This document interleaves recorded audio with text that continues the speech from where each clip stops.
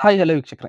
ಈ ವಾರದ ಉತ್ತಮ ಮತ್ತು ಕಳಪೆ ಚಟುವಟಿಕೆ ಮುಕ್ತಾಯವಾಗಿದೆ. ಹಾಗಾಗಿ ಈ ವಾರ ಯಾರಿಗೆ ಉತ್ತಮ ಕೊಟ್ಟಿದ್ದಾರೆ ಮತ್ತು ಯಾರಿಗೆ ಕಳಪೆ ಕೊಟ್ಟಿದ್ದಾರೆ ಮತ್ತು ಯಾರು ಯಾರಿಗೆ ಉತ್ತಮ ಮತ್ತು ಕಳಪೆ ಕೊಟ್ಟಿದ್ದಾರೆ ಎಂದು ಈ ವಿಡಿಯೋದಲ್ಲಿ ತಿಳಿಸಿಕೊಡುತ್ತೇನೆ.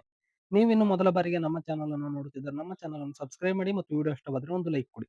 ವೀಕ್ಷಕರೇ, ಮೊದಲಿಗೆ ನಾವು ಈ ವಾರ ಯಾರು ಯಾರಿಗೆ ಉತ್ತಮ ಮತ್ತು ಕಳಪೆ ಕೊಟ್ಟಿದ್ದಾರೆ ಎಂದು ನೋಡುವುದಾದ್ರೆ, ಮೊದಲಿಗೆ ಧ್ರುವಂತ್ ಅವರು ಅಶ್ವಿನಿ ಗೌಡ ಅವರಿಗೆ ಉತ್ತಮ ಕೊಟ್ಟಿದ್ದಾರೆ ಮತ್ತು ಕಾವ್ಯ ಅವರಿಗೆ ಕಳಪೆ ಕೊಟ್ಟಿದ್ದಾರೆ.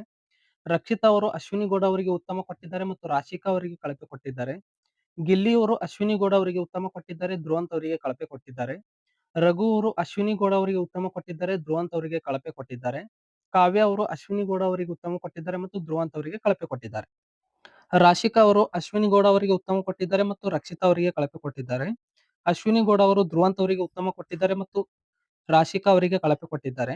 ಮತ್ತು ಧನುಷ್ ಅವರು ಅಶ್ವಿನಿ ಗೌಡ ಅವರಿಗೆ ಉತ್ತಮ ಕೊಟ್ಟಿದ್ದಾರೆ ಮತ್ತು ರಕ್ಷಿತಾ ಅವರಿಗೆ ಕಳಪೆ ಕೊಟ್ಟಿದ್ದಾರೆ.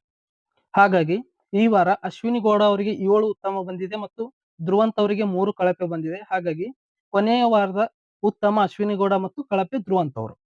ವೀಕ್ಷಕರೇ, ಈ ವಾರದ ಕಿಚ್ಚನ ಪಂಚಾಯಿತಿಯ ಶೂಟಿಂಗ್ ಮುಕ್ತಾಯವಾಗಿದೆ.